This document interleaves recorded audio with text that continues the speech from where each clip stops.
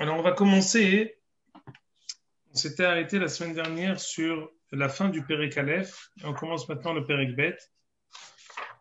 Alors, j'ouvre mon livre. Nous sommes Megillat Esther, Pérec Bet, Pasuk Aleph. On avait terminé le dernier shiur avec une question de Uri. Peut-être qu'on va y répondre au fur et à mesure du shiur. En attendant, j'aimerais qu'on puisse commencer pour pouvoir nous mettre dans le contexte. On va répéter encore une fois le contexte que nous avons par rapport à Megillat Esther. Nous trouvons maintenant, après avoir étudié le premier Pérec. Le premier Pérec nous a expliqué comment la Akadosh Baruch Hu, malgré la faute que Am Israël a commise en profitant et en participant au Mishté de Ahashverosh, comment malgré tout Akadosh Baruch Hu a décidé de les sauver et a organisé les Yeshua avant même qu'on ait pendant le moment de la Avera elle-même, Akadosh Baruch Hu organise la possibilité pour nous d'être délivrés de cette Gezerah terrible qui était la Gezerah de Haman sur Am Israël. Maintenant, on a expliqué également le Mishté de Vashti. Le shiur de la dernière fois, c'était le Mishté de Vashti, en expliquant quelle était l'explication, quel était le but du Mishté parallèle que Vashti avait fait. Un Mishté qui a été fait par Ahashverosh, on l'a expliqué, on a dit que l'essence de ce Mishté, c'était de fêter le fait que Am Israël n'allait pas être délivré, c'était de fêter le fait que le Beth Amikdash ne sera pas reconstruit. C'est pour ça qu'on avait sorti les Kelim du Beth Amikdash, c'est pour ça qu'on avait sorti les habits du Kohen Gadol. Ça, c'était l'essence de ce Mishté. On avait rajouté la semaine dernière que Mordechai était présent au début de ce Mishté et qu'après un certain moment, il s'est enfui, lui et ses hommes. On a ensuite bifurqué vers le Mishté de Vashti. Gam Vashti Amalka Aseta Mishté Nashim. Et Vashti également avait fait un Mishté. On a dit qu'est-ce que c'est que ce Mishté de Vashti?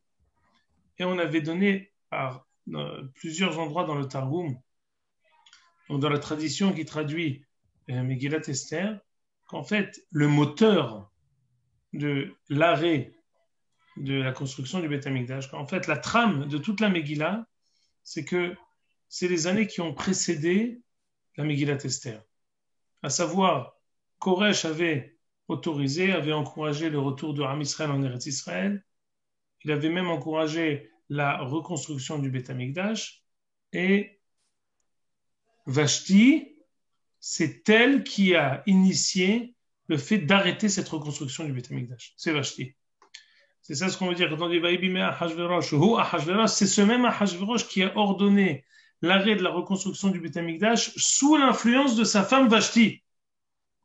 Et à partir de ce moment-là, avant même qu'on ait commencé la Megillah, avant même qu'on ait commencé le Mishté de Shemonim Atiom de 180 jours plus 7, Vashti était Hayevet Mita. Vashti était passible de la mort aux yeux de Akadosh Baruch Hu. Et c'est ça le Mishté que Vashti avait fait. En fait, c'est Akadosh Baruch Hu qui lui a mis en tête le fait d'organiser un Mishté, le fait qu'elle était dans une fête entre femmes. C'est ce qui allait peut-être la pousser à refuser l'ordre ou la proposition de son mari Ahashverosh, et ce qui va organiser en fait la chute de Vashti pour permettre la montée de Esther dans le péril qu'on va étudier. Ça, c'est ce qu'on avait étudié la semaine dernière, les tenants et les aboutissants du Mishté de Esther, de Vashti, pardon. On avait dit que celui qui était derrière tout ça, c'était Mordechai. Le Targum nous dit que la raison pour laquelle le 7e jour, Vaï Bayam HaShevi'i, Ketov Lev HaMelech, Bayam HaShevi'i, on dit dans le Pasuk, Ahashverosh, il décide d'appeler sa femme. Ketov Lev HaMelech Bayain, Amar Limhuman Bizeta Harvona, Léavi et Vashti Amalka. C'était le 7e jour. Qu'est-ce qui se passe le 7e jour? Le 7e jour, c'est en fait le cumul de 7 jours de prière et de jeûne de Mordechai et du Sanhedrin, qui ont été exaucés à Shabbat. D'ici, on apprend, dit le Eshkol HaKofer, que les tfilot Shabbat, elles sont plus entendues. Kadosh Baruch Hu est plus sensible à nos tfilot que Shabbat. À l'image de Mordechai qui a été exaucé le jour du Shabbat, après avoir prié pendant 7 jours. En tout cas, après cette prière, Kadosh Baruch Hu a décidé, les Otsi à la Poral, d'accomplir la Gezerah qui était de payer et de punir Vashti pour le fait qu'elle ait arrêté la construction du Beth Amikdash. Et ça s'est terminé avec la Gezerah, ce qu'on appelle, les Igrot Rishonot, qui ont dit Lihiot kol ish sorer beveto. Quelle a été la sentence? Il faut changer Vashti, et après il faut envoyer un décret royal qui dit que chaque mari doit être le dirigeant dans son propre foyer. Et sur ça, la Gemara a dit, mais même le dernier des paysans, tout mari, même le dernier des paysans, c'est lui qui dirige. C'est lui qui dirige son foyer, c'est lui qui dirige sa maison, c'est lui qui dirige c'est lui qui mène la barque.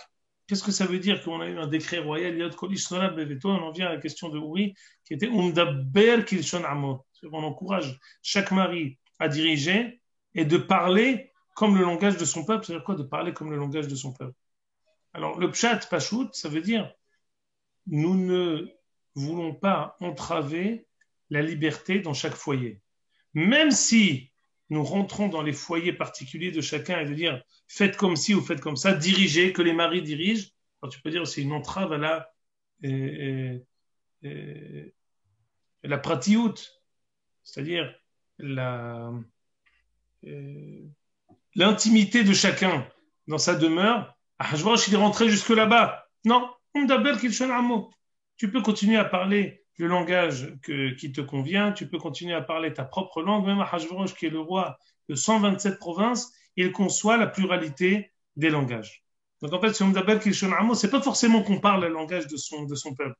C'est même si je suis rentré chez toi pour te dire quoi faire, je te laisse encore pleine possession de tes pouvoirs, je te laisse encore la possibilité de faire ce que tu veux chez toi. Juste, je t'ai demandé d'être toi celui qui va diriger, qui va mener la barque chez toi. Adkan, le premier pérec. Maintenant, j'aimerais qu'on commence le deuxième pérec et on va voir comment tout ce qu'on a dessiné lors du premier pérec, il va être encore une fois vérifié dans le deuxième pérec. Je lis. Pérec bet, pasuk aleph. Ahar ad-devarim ha'ele. Kishor hamat hamelech Ahashverosh. Zachar et Vashti ve'et asher asata ve'et asher nichzar aleh. Après tout cet épisode malheureux pour Ahashverosh, Keshor Amelech Ahashverosh. C'est-à-dire quoi Keshor Amelech Ahashverosh? Après que Ahashverosh se soit apaisé. Ça veut dire quoi Keshor. Comme s'il avait été apaisé. Ça veut dire quoi Keshor Amelech Ahashverosh. Est-ce qu'on revoit encore ce langage dans la Megillah? Shor. Est-ce que ce langage-là, il a été repris une autre fois dans la Megillah? Vers la fin de la Megillah, après l'épisode de Haman, Ahashverosh et Esther, la Megillah nous dit Vahamat hamelech shachacha. C'est quoi Vahamat hamelech shachacha? Et le courroux du roi est vraiment apaisé. Si vous savez, c'est plus loin, Perek Zayin pasuk Yud. Je vais vous lire.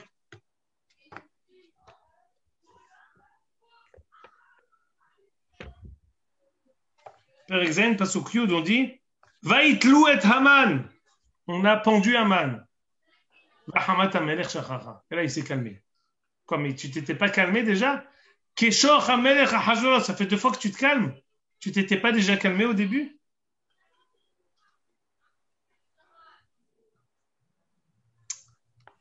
Moi, je pense que c'est une remarque très intéressante. Le Eshkol HaKofer, Rabbi Avraham Sabba, nous dit que, en fait, dans toute la Megillah, on a 2 têtes de Turcs. On a 2 personnes qui sont wanted. On a 2 personnes à qui on doit régler le compte. On a 2 personnes qui sont le moteur de l'arrêt de la construction du Beth Amikdash. La trame de la Megillah, c'est l'arrêt de la construction du Beth Amikdash. On va régler leur compte à toutes les personnes qui ont voulu arrêter la construction du Beth Amikdash. La première, Vashti. Keshor hamelech Ahashverosh. Et ça, on s'est calmé. Mais c'est pas fini. Ahashverosh, inconsciemment, il ne sait pas qu'il a encore une autre personne à qui il doit régler son compte. C'est qui? C'est Haman. On avait dit, rappelez-vous, que lorsque on a le Rashi qui est ramené pour les Aseret Bene Haman, il y a un Rashi là-bas qui dit que lorsqu'on avait construit le Beth Amikdash au temps de Koresh, Ezra et même Mordechai étaient là-bas pour construire le Beth Amikdash. Je vais vous lire tout de suite.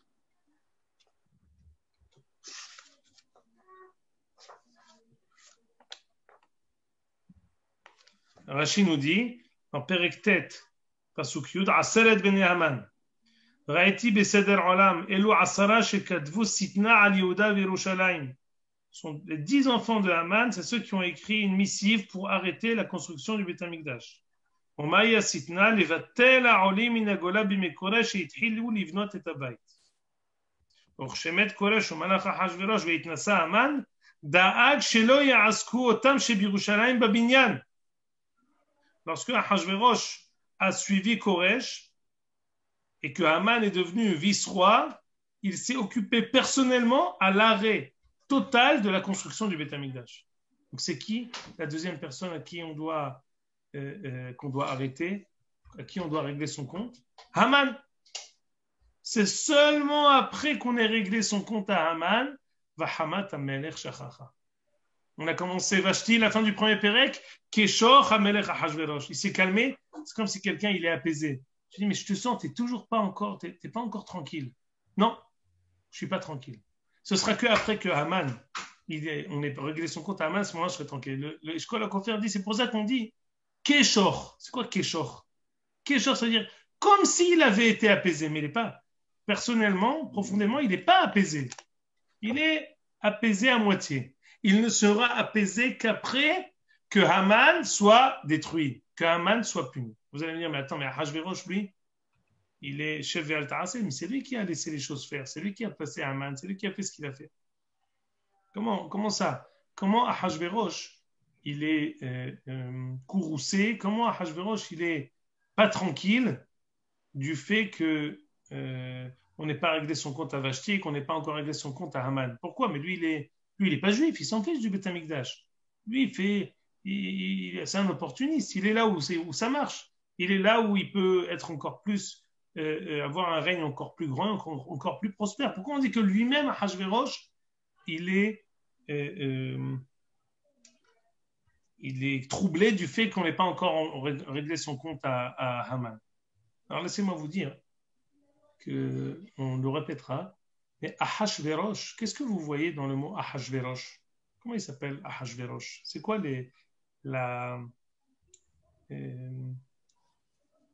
l'explication étymologique de Ahashverosh? On l'a dit même à la fin de la Megillah, Vayasem Amelech Ahashverosh, Mas al haaretz ve'yeh hayam, il est marqué là-bas Ahashrash. Il n'y a pas marqué, on a enlevé là-bas toutes les lettres. Vayakol Amelech Ahashrash. Vayasem Amelech Ahashverosh, il est marqué Ahashrash. D'ailleurs, les historiens disent que quand il y a marqué à la fin de la Megillah Perek Yud, Pasuk Aleph Ahashrash, ça fait référence à Artaxerxès. Parce que Ahashrash, c'est Artaxerxès. Je ne sais pas exactement à quoi ce qui correspond. On traduit généralement. Pardon? Artaxerxès. Voilà. Vous pouvez l'épeler, monsieur Halimi? Ataxerxes. Artaxerxès. C'est difficile à prononcer, effectivement. Alors, parce que généralement, on traduit Ahashverosh Assuérus. À la fin, on voit Ahashrash. C'est quoi Ahashrash? On voit ici ce mot-là. Hashverosho. Hashrash. Ahashverosh, il a mal à la tête. Toute la Megillah, il a mal à la tête.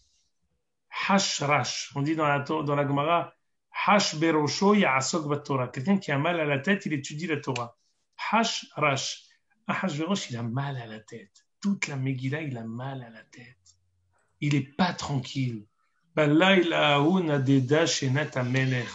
Il n'arrive pas à s'endormir dans son lit.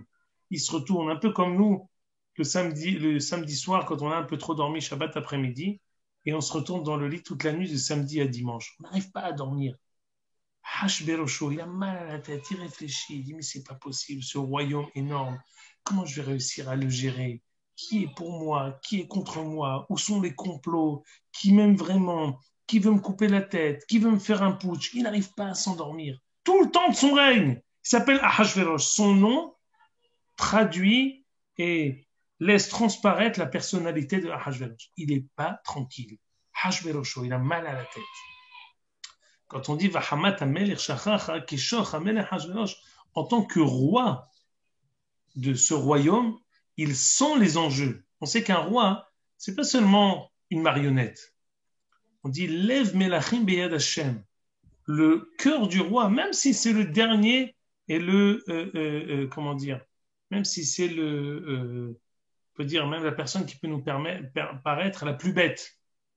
Non, Akadosh Baruch Hu organise et place en tant que roi quelqu'un qui va être ensuite le reflet de toute la Oumma qu'il représente. En fait, l'enjeu de l'humanité à ce moment-là, c'est la construction du Beth Amikdash ou sa destruction. Et Ahashverosh, en tant que personne à la tête de tout ce royaume, il a la conscience de toute l'humanité qu'il représente. Et il sait qu'il y a ici un manquement. Le monde entier, pourquoi il est pour le Beth Amikdash?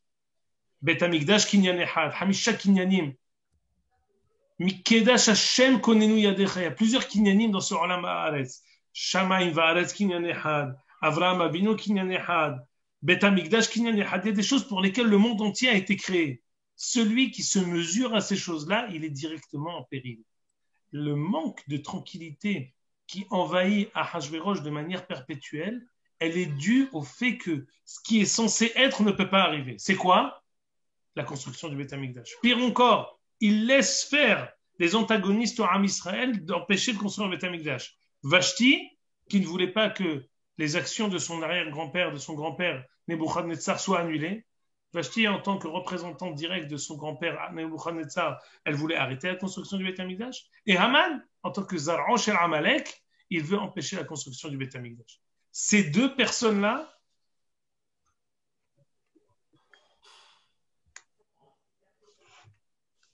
attendez, monsieur Halimi. Alors, je viens de trouver ça sur Wikipédia. C'est qui le livre d'Esdras? C'est Ezra, c'est Ezra. Ah, Ezra, merci. Alors, je lis le livre d'Ezra et Nehemia, qui font partie de la Bible, évoque un certain Artaxerxès, roi de Perse. Certains historiens estiment qu'il s'agit d'Artaxerxès Ier et d'autres Artaxerxès II. Dans le livre d'Esther, Artaxerxès. C'est Ezra. Dans le livre d'Ezra, Artaxerxès autorise Ezra à rentrer à Jérusalem. Par lettre de décret, il charge Ezra des affaires civiles et ecclésiastiques. Ezra quitte Babylone, Artaxerxès III. Bon, c'est un. En tout cas, c'est l'un des trois, c'est certainement Ahashverosh. C'est ça. Mais c'est d'accord. En tout cas, le contexte, je vous répète, c'est très important. Le contexte du début du deuxième Pérec, c'est après avoir réglé son compte à Vashti, on passe au deuxième wanted. C'est quoi le deuxième wanted? Haman. Comment ça? Qui t'a parlé de Haman? Haman, il est inexistant, il n'est pas encore apparu. Écoutez bien. Après que Ahashverosh ait été un peu apaisé. Il s'est rappelé de Vashti, il s'est rappelé de sa beauté. Je ne veux pas vous dire, mais le Midrash dit que Ahashverosh, il avait un poster de Vashti en haut de son lit. La chaîne du Midrash. Tsurata hakuka al mitato. C'est le moussak du poster, c'est pas d'aujourd'hui, c'est de tout temps. Tu fais une photo à l'effigie de sa femme. Elle était tellement belle, Vashti, il se rappelait sa beauté et rien n'arrivait à le consoler. D'ailleurs, le Targum nous dit, mais je comprends pas, qu'est-ce qui s'est passé? Mais quelle folie m'a touché de tuer Vashti? Mais qui c'est qui m'a donné ce conseil? Il commence à chercher, il dit, mais attends, Karshenat, Shetar, Admat, Tarshish, Meresh, Marsena, Memouchan, tout cela, tous tués. Il n'y a que Memouchan qui a réussi à s'enfuir de ça. Les 7 personnes qui lui ont donné ce conseil ont été punies par Ahashverosh pour ce mauvais conseil. D'ailleurs, les Hachamim, Quand il dit Vayomer Amer la Hachamim Yodea Aitim, qu'est-ce qu'ils ont dit les Hachamim? Ils ont dit on ne peut pas statuer sur cette question-là. Pourquoi? Statuer, vous êtes les Hachamim. Depuis que le Beth Amikdash a été détruit, il n'y a pas de dîner nefashot. Nous ne savons pas statuer sur les dîners nefashot. Comme ça, il a répondu Hacham Yodea Aitim. Les Hachamim sont très intelligents. D'ailleurs, ça me rappelle une tchouva du Igrot Moshe qui a été posée par le président de la République des États-Unis. Le président de la République, président des États-Unis plus exactement, le président des États-Unis a posé la question au Igrot Moshe, quel est l'avis du judaïsme sur la peine de mort? Et le Igrot Moshe lui dit, depuis que nous n'avons pas le Beth Amikdash, nous n'avons pas la capacité d'affliger à quelqu'un la peine de mort.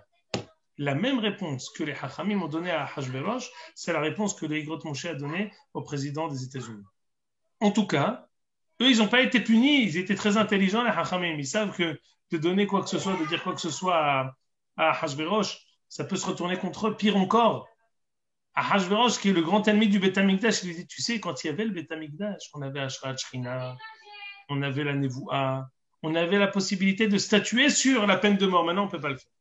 La première chose qu'il a fait à Hachvérosh quand il s'est réveillé de sa torpeur et de sa folie, il a payé ses conseillers. Il les a tués. Et lui, il était mélancolique de manière permanente de la beauté extrême de son ancienne femme Vashti. Ayomeru, Na'are Amelech Mesharetav. Alors, qui sait maintenant qui va lui conseiller? Le Eshkol HaKofer nous dit, personne ne voulait donner conseil à Hachvérosh. Parce qu'ils se sont dit, attends, ceux qui ont donné conseil, ça ne lui a pas plu, il s'est retourné contre eux, et il les a tués. Alors il voulait prendre conseil chez les uns et les autres, personne ne voulait s'adresser à lui. Personne ne voulait lui répondre. Alors qu'est-ce qu'il s'est tourné vers les petits jeunes? Depuis quand un roi, il pose la question aux petits jeunes? Parce que personne ne voulait lui donner conseil, ils se sont dit, mais si je donne conseil, ça se retourne contre moi, c'est pas la peine.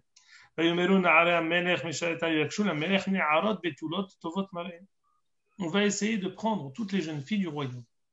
Il y a des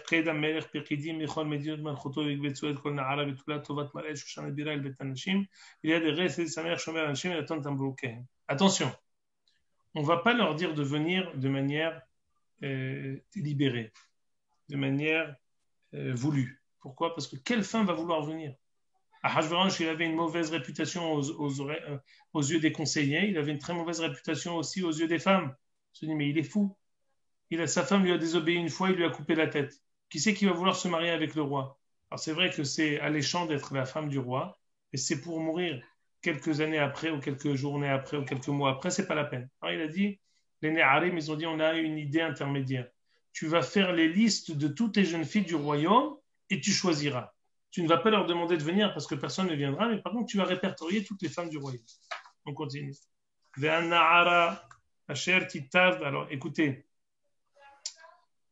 les communautés du Maroc, on sait que toutes les communautés d'Israël lisent tous ensemble lors de la Megillah, Ish Yehudi, Aya, Beshushan, Abira, tout le monde le lit. Pourquoi? Parce que c'est le Nes.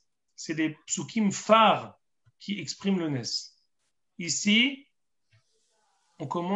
les Marocains commencent à partir vers Na'ara. Je ne sais pas si les Algériens commencent à vers Na'ara. Vous dites que Ish Yehudi, vous dites vers Na'ara. Vers Na'ara, Ish Yehudi. Nous, on commence vers Na'ara. והנערה אשר תיטב בעיני המלך תמלוך תחת ושתי וייטב הדבר בעיני המלך ויעסקן. לעצה דנערים, c'est le début de la Yeshua. Le Na'arim, la Na'ara qui sera choisie, תמלוך תחת ושתי. Ça, c'est le socle, ça, c'est la résultante de tout le premier Pérec. C'est pour ça qu'on doit le lire aussi en tant que Nes. La résultante de tout le premier Pérec, c'est l'avènement de Esther à la place de Vashti. Premier Nes. L'aboutissement de tout le premier Pérec, il est dans ce pasouk-là. Celle qui sera choisie, elle sera à la place de Vashti. Deuxième Yeshua, Ish Yehudi Haya Beshushan Abira Ushma Mordechai Ben Yair Ben Shimei Ben Kish Ishimun. Il y avait un homme à Shushan Abira qui s'appelait Mordechai Ben Yair Ben Shimei Ben Kish Ishimun. Alors écoutez-moi. J'ai plusieurs choses à vous dire. D'abord, qu'est-ce que je vous ai dit? Je vous ai dit que maintenant, quel est le sujet maintenant? C'est régler son compte à Haman. C'est ça le sujet. Ah, on va régler son compte à Haman. Mais la Med chez Sitno, chez Haman, c'est Mordechai. Pourquoi ici on commence à nous parler tout de suite de Mordechai au milieu de rien? On nous parle de Mordechai au milieu de rien. Avant qu'on ait dit que Mordechai est censé être le tuteur de Esther, d'abord on nous dit Ishi Udi Aya Beshushan Abira. En tant que qui? Quel est le contexte dans lequel on ramène ici Mordechai? Dit le Eshkol HaKofer que ça ressemble à quand est-ce que Yaakov a quitté Lavan? À quel moment Yaakov a décidé de quitter Lavan? Pardon? Après 20 ans. Oui, mais quel événement? Comment la Torah nous dit? La Torah nous dit, il s'est passé un événement et après il est parti. Qu'est-ce que tu veux dire, Laurent? Il a changé de visage. Alors, c'est vrai, mais il y a, le passouk dit, écoutez bien, Vayhi ka'asher yaleda Rachel et Yosef, Yaakov, quand est-ce qu'il a demandé de partir? Quand tous les ans, il y en a 10 qui sont nés. Et bon, ça ne te suffisait pas pour partir. Yosef est né, on dit c'est Baraka, je veux partir. Dit Rashi, Kevan shenolad sitno shel Esav, Yaakov Azav et Bet Lavan. À partir du moment où l'ennemi juré de Esav, ou plus exactement la personne qui est à même de se mesurer à Esav est née, Yaakov a dit c'est bon, je peux partir. Il ne faut pas qu'on oublie le contexte de la fuite de Yaakov de la maison de ses parents, c'est Esav qui voulait le tuer. Donc quand est-ce qu'il veut regagner la maison de ses parents? Quand il va avoir la capacité de pouvoir se mesurer à Esav, c'est qui?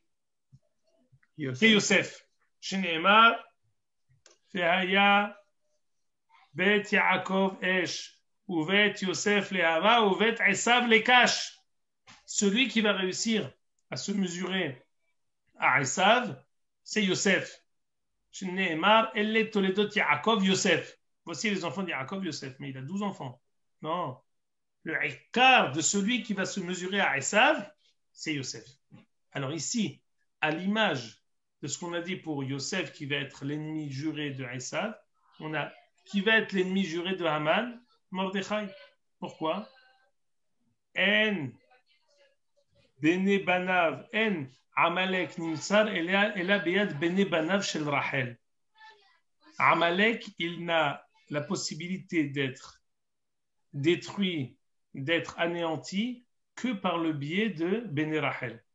Donc on a vu celui qui va s'attaquer à Esav, c'est Yosef.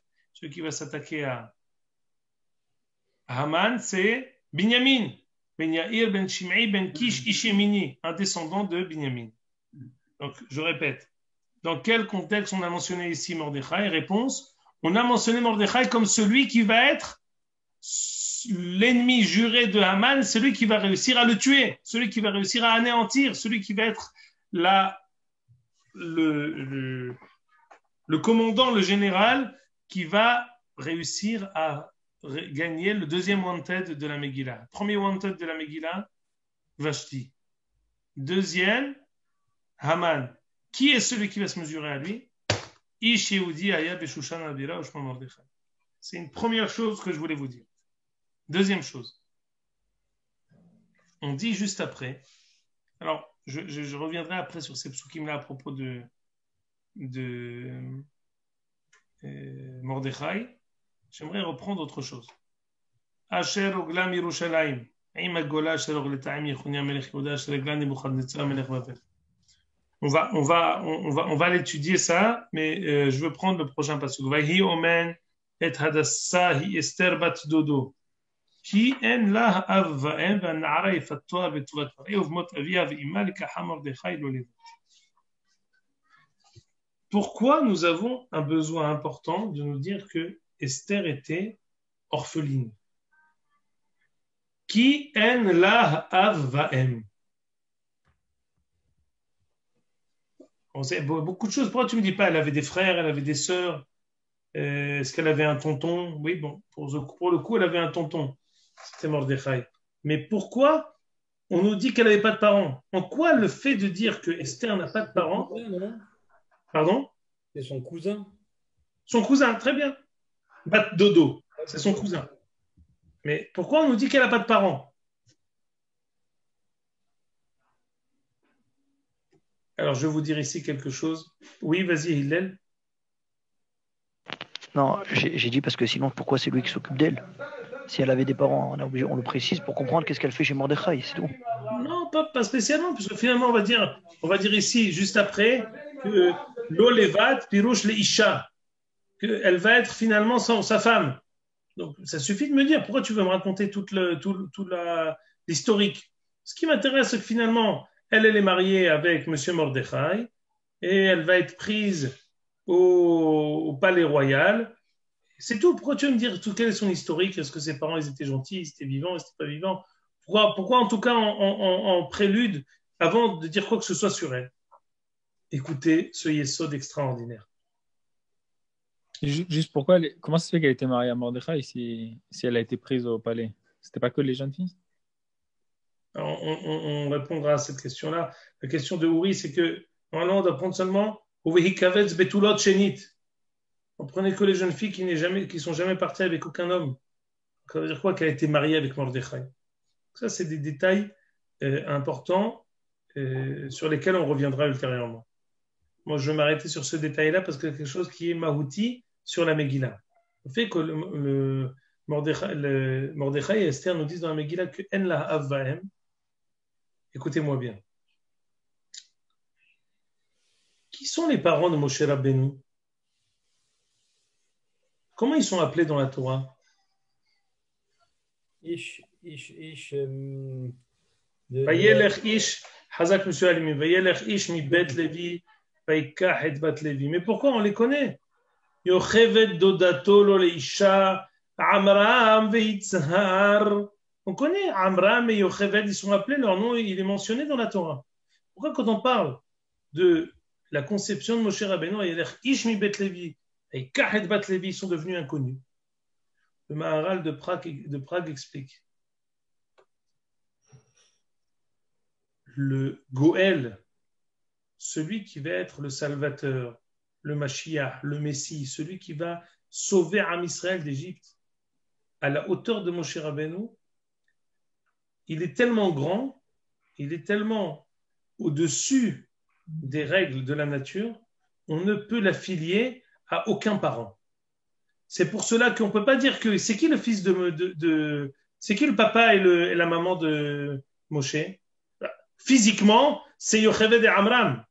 Mais spirituellement, personne ne peut contenir Moshe. On est obligé de les faire inconnus. À la hauteur. Les chrétiens, ils ont repris cette histoire. Oui, mais justement, c'est justement pour éviter ce rapprochement. C'est possible que ce que vous dites, je sais pas exactement. Moi, je me concentre dans ce qui est de notre sort. Je pense que cette idée-là, elle est indépendante même de ce qu'il est reprise ou qu'il n'est pas reprise. Je pense que c'est une idée qui est vraie et qui est vérifiée même. Le Maharal continue cette idée même à propos de Tzipora, la femme de Moshe. Pourquoi la femme de Moshe, pourquoi il est parti chercher une femme que son papa, il est Oved Avodah Zarah, le plus grand prêtre de Avodah Zarah possible de l'histoire? Dit le Maharal de Prague, parce qu'aucune femme ne pouvait contenir la spiritualité de Moshe. On était obligé de prendre la fille de celui qui a fait toutes les Avodot Zarot du monde. Il a fait toutes les Avodot Zarot du monde. Il est ensuite arrivé à la conscience, par le Mihamet Amalek, il est arrivé à la conscience de Akadosh Baruch Hu. Il s'est converti. La fille de cette personne-là qui a la plus grande pluralité de spiritualité, c'est la seule qui peut se marier avec Moshe Rabbeinu. Autrement dit, à la hauteur de Moshe Rabbeinu, on est obligé parfois de ne pas le limiter, ni à des parents particuliers, ni à une femme qui viendrait de Am Israël. Non, Moshe Rabbeinu, il dépasse les Gdarim, il dépasse les limites habituelles de ce rôle-là. Esther, c'est la même chose. Et là, c'est pas seulement, on va dire, théorique, comme ce qu'on dit à propos de Ishmi Bet Levi, finalement c'était Yocheved et Amram, mais juste on a caché leur identité. mais c'est aussi effectif. On dit que lorsque sa mère est tombée enceinte, son père est mort, Esther, et lorsque sa mère l'a accouché, à l'accouchement, sa mère est morte. Ça veut dire quoi? Ça veut dire que la Metsiout elle-même, elle ne peut pas engendrer Esther. La Metsiout dans laquelle nous nous trouvons, la Metsiout du Het, la Metsiout où Am Israël il faute, la Metsiout où Esther est censée être, on dit le premier Taz du Shulchan Aruch dans Siman Aleph, il dit que Esther zo Knesset Israël. Il ramène un Zohar qui dit que Esther zo Knesset Israël. Ayel et Ashahar, sheyehehu me'orer Ashahar, c'est Knesset Israël. Esther, c'est Knesset Israël, c'est Am Israël, elle transparaît la madriga de Am Israël. La madriga de Am Israël, elle ne peut pas, à proprement parler, engendrer celle qui va le délivrer. Ça, c'est un. Deuxièmement, on a dit qu'à la hauteur de la Tzara, la hauteur de la Géoula. Ici, c'est une Tzara qui est particulière. Le premier shiur qu'on a fait en Av ou en Elul sur Megillat Esther, on avait dit que la raison pour laquelle Megillat Esther ne sera jamais annulée, Purim ne sera pas annulé, Megillat Esther ne sera pas annulé. C'est le fait qu'on ait ici une rencontre et un conflit avec Amalek. Amalek, il a une portée éternelle en cela que à la hauteur de la Tzara, à la hauteur de la Géoula. Comme ici, nous avons un antagonisme avec Amalek, celle qui peut se mesurer à Amalek, ce n'est pas quelqu'un qui vient de la mêlée, c'est quelqu'un qui vient d'autre part. C'est une lumière qui ne grandit pas, qui ne pousse pas de la Metsiout dans laquelle nous nous trouvons. C'est pour ça qu'il y a une importance capitale à dire que Esther, en la avaem, elle n'a pas de père ni de mère. Elle pousse et elle est créée d'un autre endroit. Elle va être cultivée d'une autre planète, pas de la Metsiout dans laquelle nous nous trouvons, et par rapport à la Tzara, et par rapport à la hauteur de la Géoula. Il y a fait Beyoter. Vous posez une question? Je vous en prie. D'abord, permettez-moi de vous dire, est-ce que vous avez digéré ce hidouche extraordinaire? C'est très très joli, mais j'essaie de faire le parallèle avec Sipora. Sipora par rapport à Mordechai, puisque apparemment on est en train de comparer, pas comparer, mais de mettre en parallèle Esther et Moshe Rabbeinu. Donc non. Il faudrait que Mordechai et... Je fais marche arrière tout de suite. Ce que j'ai fait pour Moshe, j'ai voulu juste vous illustrer la même possibilité d'expliquer. Mais le parallèle, il n'est pas complet. Il est plus le Yesod, il aurait suffi pour expliquer cette chose-là. Qu'on n'a pas donné l'identité du Goël parce que le Goël, il vient pas de la Metsiout. La Géoula, elle vient d'un endroit qui est bien plus haut que la Metsiout dans laquelle nous nous trouvons. C'est la même chose pour Esther. Et d'ailleurs, si vous me poussez, je vais vous rajouter encore quelque chose. On dit qu'à propos de Esther qui n'avait pas de parents, qui c'est qu'il va y omen et Hadassah, qui était la nourrice de Esther, c'est Mordechai. C'est Mordechai qui s'est occupé d'elle. Il l'a fait grandir. La Gemara, il m'a mikra katuv yefshar leomro. Si ce n'est que c'est écrit dans la Masechet Shabbat, dans les Tosfot Yeshanim, on n'aurait jamais pu le dire. Moi, je vais vous le dire. Il la nourrissait. Il la nourrissait. Na'asulo shne dadav kedade isha. Mordechai a même allaité Esther. On peut s'imaginer une chose pareille. On ne peut pas comprendre ça d'une manière dans le premier sens. Il faut comprendre ça d'une manière figurée. Celui qui fait grandir Knesset Israël, celui qui arrive à cultiver celle qui va délivrer Israël, c'est Mordechai. Et cette tlout, cette dépendance qui existe entre les deux, elle est tellement forte, c'est que comme un bébé qui prend un biberon, ou comme quelqu'un qu'on nourrit en lui donnant dans la bouche. Le lien entre Mordechai et Esther et la possibilité pour Esther de grandir et d'évoluer, elle est dépendante de Abraham tellement qu'on peut dire sur Mordechai que c'est lui qui l'a allaité. Elle a bu dans son biberon la kedusha de Mordechai. Ce même Mordechai qu'on dit sur lui, Asher hogla mirushalayim Mordechai miyoshve lishkat hagazit haya. Mordechai, il était assis dans le premier Beth Amikdash, dans l'Ishkat Hagazit. Il était au Beth Amikdash. Ou Tana Yerushalmi. Lui, sa Torah, elle est tirée de Eretz Israël. Le Eshkol HaKofer nous dit, à l'image de Kohelet, on a étudié Kohelet, on dit Shelomo Melech Birushalayim. On avait dit pourquoi on doit dire qu'il était roi de Jérusalem? Non. Je veux dire d'où elle vient la Chokhmah de Shlomo. La Chokhmah de Shlomo, c'est pas seulement une Chokhmah humaine, Hacham Mikol Adam. C'est une Chokhmah qui vient de Mekom HaMikdash. C'est une Chokhmah qui est puisée de l'endroit le plus saint du monde, qui est puisée de quelque chose qui dépasse l'entendement, qui est surnaturel. C'est Melech Birushalayim. Mordechai, d'où il vient? Yerushalayim. Asher Oglam Yerushalayim. On va te dire d'où ça vient cette Géoula. D'abord, Esther, elle vient d'autre part de cette Metsiout. Elle n'a pas de papa et maman officiels. Qui l'a fait grandir?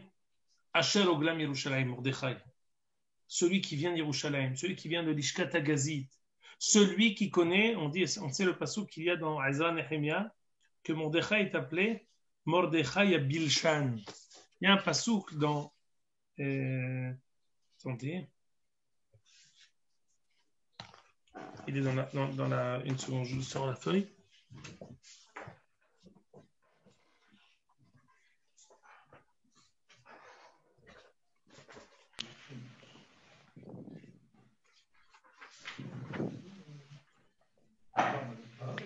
Et Rabbi Shimon, on peut dire ça de tout le monde. Chaque Goël, on peut dire ça parce que je sais pas moi, David Ameller qui va amener le Mashiach, etc. Ce Inyan là des parents,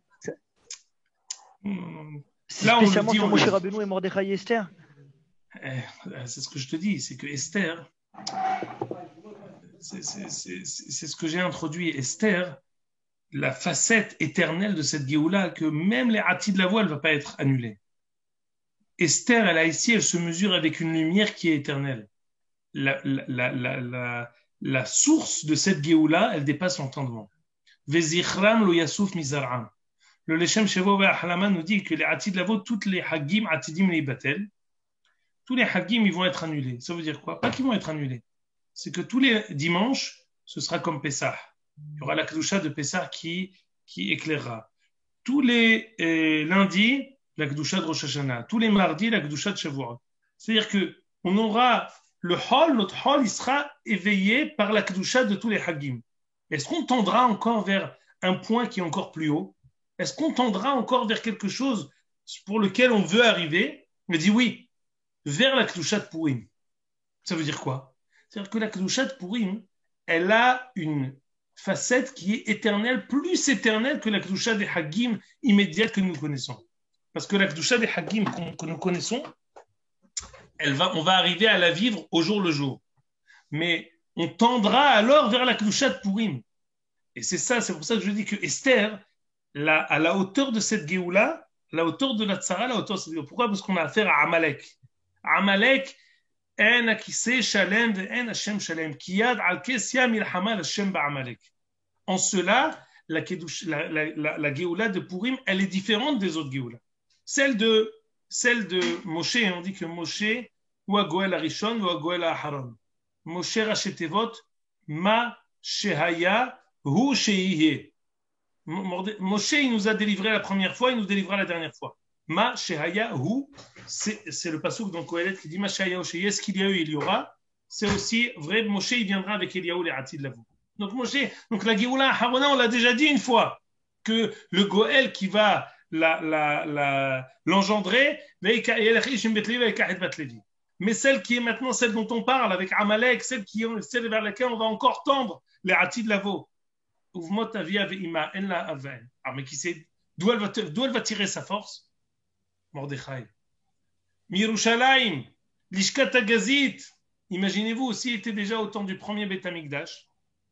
Il était l'Ishkat Hagazit. Donc, j'imagine, il avait 20 ans au moins quand il était à l'Ishkat Hagazit. Il n'avait pas 8 ans. Donc, imaginons-nous, à la destruction du premier Beth Amikdash, il avait 20 ans. Le minimum. On est là maintenant 70 ans après. Donc, il a 90 ans. 90 ans, on va avoir la Megillah 13 ans. Il va avoir 100 ans, 103 ans. Au moment où il va y avoir maintenant tout l'épisode avec Haman, Mordechai, Hachvérosh et Esther. Parce qu'on sait que Quand est-ce que ça a commencé le Mishté? C'était censé être les 70 ans, c'est Bishnat Shalosh le Molcho. Et quand est-ce qu'il va y avoir au Aman Hara Azeh, c'est Bishnat Shetem Esre. Donc tu rajoutes. Et là, Enken, tu lui enlèves 10 ans. Il était l'Ishkat Tagazit, il avait 13 ans. Machin Tarotse. Mais il avait au moins 90 ans, Mordechai, dans toute cette histoire-là. C'est lui qui va faire grandir Esther. On a dit, c'est pas seulement physique. C'est que toute la Kedusha de Yerushalayim, il va la transmettre à Esther. Toute la Chokhma de la Nevoua, toute cette ère pure qui est l'ère du Beth Amikdash, du Beit Rishon, c'est ça ce qui va faire grandir Esther Amalka. Et Mordechai, on dit, ça c'est un passage que je vais vous lire dans Ezra, Perek Bet, Pasuk Bet, on dit voici les personnes qui ont été exilées par Nebuchadnezzar. Yeshua, Nehemia, Sraya, Ra'alaya, Mordechai Bilshan. On voit ici. Dans Ezra, on dit que Nebuchadnezzar a exilé Mordechai. On l'appelle comment Mordechai? Mordechai Bilshan. C'est quoi Bilshan? Dit le Ralbag. Là-bas, vous voyez, si vous avez le micro de l'autre Hamaor, alors il y a Mordechai Bilshan, le Ralbag dit Hu Mordechai Asher Yoshev Besha'ar HaMelech Bimei HaMelech Ahashverosh, c'est le même. C'est celui qui est dans Megillat Esther. Écoutez bien, extraordinaire. Ve'al titma, ne te pose pas la question Ech Yatzam Yerushalayim Ahasher Nichnas Sham. Ne te pose pas la question comment il est parti de Jérusalem alors qu'il était déjà là-bas. Qui m'épeinait à Sitna chez Kadvu à Hashverosh al-Melech Paras, להשבית המלאכה וצריכו לצאת משם להשתדל לכל עוד בהשלמת הבניין לאחר שימצאו חן בעיני מלכי הפרס. Mordechai, il a fait plusieurs ping-pong. Il était à Yerushalayim. Il a été exilé par Nebuchadnezzar à Bavel. Après, quand il y a eu la Tzarat Koresh, Mordechai est parti pour reconstruire le Beth Amikdash à Jérusalem. Après, Vashti, Haman, ils ont arrêté la construction du Beth Amikdash. Quand il a vu ça, Mordechai, qu'est-ce qu'il est parti faire? Toute affaire cessante, il est reparti à Shushan Abira. Pour faire quoi? Pour essayer d'intercéder auprès de Ahashverosh pour qu'il relance la construction du Beth Amikdash. C'est ça la trame de toute la Megillah. Et qu'est-ce qu'il fait là-bas? Ish Yehudi Haya Beshushan Abira. Pour faire quoi? Parce qu'il a quelqu'un contre qui il doit se bagarrer. C'est qui? Haman. Il a une personne vers qui il doit se tourner. C'est qui? C'est Ahashverosh pour lui demander de recommencer la construction du Beth Amikdash. Et il connaissait Shiv'im Lashon. Le Midrash dit Mordechai Bilshan. C'est quoi Bilshan? Bilshan Milashon Lashon. Comment il a pu entendre Biktan Vateresh et comprendre Tursi, le langage Tursi, ce qu'on va lire tout de suite? Parce qu'il connaissait Shiv'im Lashon. Toute personne qui était Belishkat Agazit, toute personne qui est assise dans l'Ishkat Agazit, il connaît les Shiv'im Lashon. Il connaît les 70 langues. Et on sait que Mordechai, il était à Belishkat Agazit. Il était assis au Beth Amikdash. Ça, c'est la source de toute la Megillah. On est encore au début. On n'a pas commencé. On vient Bekoshi de terminer le Mishté de Vashti. Et on voit encore, maintenant, on va se mesurer à Haman. Et on nous dit, ça y est, les dés sont joués. C'est quoi les dés? Mordechai est là. Esther, Mordechai, il la cultive. Mordechai, il la fait grandir. Mordechai, il s'occupe d'elle. Il la fait grandir. Et Esther elle-même, c'est ce soleil, c'est ce rayon de soleil. On connaît tous le Midrash qui est marqué Lamnatseach ala yelet hashachar mizmor le David. Kachi geulatam shel Israël. Kim'a kashemesh hazorachat bayom. Comment le soleil se lève? Il se lève comme ça. Doucement. Hameir la'aretz ve'laddarim alea. Berahamim. Il éclaire ce monde-là, Berahamim. Abu Darham explique, c'est quoi Berahamim? C'est pas comme quand on sort d'un tunnel. On est dans le ciel, il faisait noir. Après, on a le plein soleil, on est ébloui. Non. Il fait pousser, il fait lever le soleil doucement. D'une manière qui est adragatite. Shlav après shlav. Il le fait de manière graduelle. Geulatam shel Israël, la Geoula de Am Israël, elle est graduelle. Se fait kim'a, doucement, doucement. petit à petit. Ça commence comme ça. On a Mordechai, on a les acteurs, on a Mordechai, on a Esther qui est bébé. Mais Mordechai, il va la faire grandir. Mordechai, il va l'allaiter physiquement et spirituellement. Mordechai, il va ensuite même se marier avec elle. C'est quoi qu'il va se marier avec elle? Ça veut dire que la liaison, la symbiose qu'il va y avoir entre Mordechai et Esther, elle va être fusionnelle. Le fait que Mordechai fasse grandir Esther, c'est pas seulement comme un papa avec une fille qui l'a fait grandir. Non, après ça devient fusionnel. Les deux, ils vont être ensemble pour être les acteurs qui vont se anéantir Haman. Mordechai, il est Ben Kish, Ishemini. C'est qui Kish? Kish, c'est le papa de Shaoul. Qui est la première personne qui va se bagarrer contre Amalek? C'est Shaoul. Shaoul Ben Kish. On dit Mordechai Ben Yair Ben Shim'i Ben Kish. C'est le petit-fils de Kish. C'est aussi le petit-fils de Shim'i Ben Gera. Et David Ameler, qui a eu pitié de Shim'i Ben Gera et qui n'a pas répondu du tac au tac au blasphème de Shim'i Ben Gera, grâce à ça, il a laissé la possibilité à Shim'i de procréer et de mettre au monde le futur Satan de Haman. C'est qui? Mordechai. Ben Yair, Ben Shim'i, Ben Kish, Ishemini. C'est en cela qu'ils sont des deux côtés. On dit que Mordechai, il est de Yehuda et il est de Binyamin. Il est de Binyamin par Kish et il est de Yehuda par Shim'i. Ben Yair, Ben Shim'i, Ben Kish, Ish Yehudi. Shim'i, Ben Gera. Oui, vas-y, il est. J'ai dit, dans ces cas-là, il a vécu beaucoup plus que ça, il était beaucoup plus âgé que ça. Si Shimi Ben Gera, c'est son grand-père, on est au début de la construction du premier Beth Amikdash avec Shlomo Ameler. Il y a 400 ans, 420 ans. L'eau cachée, même si c'est possible qu'on ait sauté un papa ou deux, ça l'homme échané. Même si on a sauté un papa ou deux, ça suffit pour nous de dire qu'il est descendant de Shimei. Ah, la Torah ne le met pas dans l'ordre. Ah, d'accord, c'est un aïeul. Il y a eu d'autres papas entre les deux. Zelou Ma'asikotanu Karega. Ce qui nous intéresse, c'est qu'il est descendant de Shimei Ben Gera. Et que David Ameler, par sa pitié qu'il a eue, il a dit non. Il a dit à Yoav, ne le tue pas. Hachem Amar Lo Kalel. Quand Baruch lui a dit de me maudire. Mais quand il est Mordechai, où la possibilité pour Shimei de procréer s'est passée, qu'est-ce qu'il a dit à son fils Shlomo? Shimei Ben Gera règle son compte. Je ne comprends pas.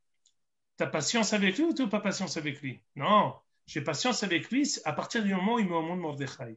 Il a mis au monde Mordechai, en tout cas celui qui mettra au monde Mordechai, Al titen tsevato, toret tsevato bedam sheol. Règle son compte. Et Shimei Ben Gera a été tué par Shlomo. Ben Yael, Ben Yehoyada, sous les ordres de Shlomo, Shimei Ben Gera a été tué. On lui a réglé son compte. Parce qu'il fallait que Mordechai vienne au monde. Il fallait que l'aïeul de Mordechai puisse arriver. À l'image de Shaoul, qui a eu pitié de Agag, et Agag a mis au monde Haman, et bien David a eu pitié de Shimei, et il a mis au monde ensuite celui qui va être le papa ou le grand-père de Mordechai et Yehudi. Tout ça, on nous dit, Mordechai, Ben Yair, Ben Shimei, Ben Kish, Ishemini. Asher Ogram Yerushalayim, d'où il vient d'Yerushalayim, Ishkat Gazit, Imagola Sholetem, Mechoner Yehuda. Asher Ogram Yerushalayim, Netzal Berer Bavel. Vayi Omen et Adassa, c'était le papa spirituel de Esther, Esther Badodo, qui est là, Avaem. Esther, elle vient pas de ce Olamazé, elle peut pas avoir de parents matériels à proprement parler. Elle a des parents, Avaem, mais ils sont obligés de mourir. On avait donné un autre exemple à ça. Tu avais dit Hillel, David Ameler, on dit que la nuit où Boaz est parti avec Ruth, il est mort. On avait expliqué la même chose. Le Eshkol HaKofer avait expliqué la même chose. Il avait dit, pour te dire que David Ameler vient d'un autre endroit, tu ne peux pas dire qu'il continue à vivre, Boaz. On ne peut pas affilier directement Boaz à David Ameler. La nuit où il était avec Ruth, la même nuit, il est mort. C'est la même chose. C'est ça le troisième exemple. Le fait qu'il ait fait grandir, finalement, elle est devenue sa femme et c'était fusionnel. Oui, monsieur Ali. Idem ce qui entoure l'identité de la mère de David Ameler aussi. Hein. Il y a eu un problème. Il y a eu une sorte de... On peut ajouter tout ça à ce heshbon. Zéou, il est 8h30, on a l'habitude de ne pas dépasser. C'est ce que je voulais vous dire aujourd'hui.